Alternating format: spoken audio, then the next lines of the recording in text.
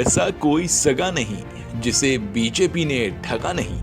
जी हां, फिर चाहे बीजेपी को 2 सीट से लेकर बहुमत दिलाने में अहम किरदार निभाने वाले अटल और आडवाणी ही क्यों ना हो। साल 2014 से पहले अटल को नजरअंदाज कर उसके बाद आडवाणी को साइड लगाकर नरेंद्र मोदी और अमित शाह ने गुजरात से दिल्ली का सफर तो पूरा कर लिया, लेकिन अब उत्तर प्रदेश की जमीन खिसकती दिख रही तो अब इन बुजुर्ग नेताओं की याद बीजेपी को आने लगी है।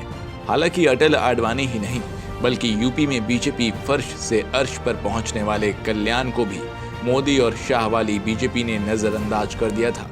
लेकिन अब उनके देहांत के बाद चुनाव को देखते हुए कलश यात्रा निकालकर चुनावी फायदा लेना चाहती है, क्योंकि कल्याण सिंह एक बड़े नेता थे और उनकी लोकप्रियता भी काफी ज्यादा है। इसलिए उनके मरने के बाद योगी समेत पूरी बीजेपी कल्याण सिंह को याद करके चुनावी फायदे में जुट गई है। यही नहीं, कई ऐसे नेता हैं जिसे बीजेपी ने नजरअंदाज कर दिया है।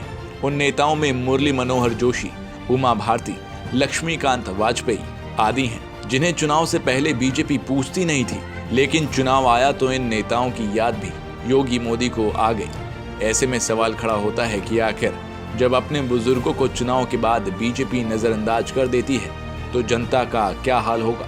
हालांकि जनता का हाल महंगाई, बेरोजगारी, भ्रष्टाचार आदि से बेहाल है, तो सोचिए अगर दोबारा इनकी सत्ता आई तो क्या हाल होगा प्रदेश का। क्योंकि अपने बड़े लोगों को ये नहीं सुनते तो जनता की ये क्या सुनेंगे।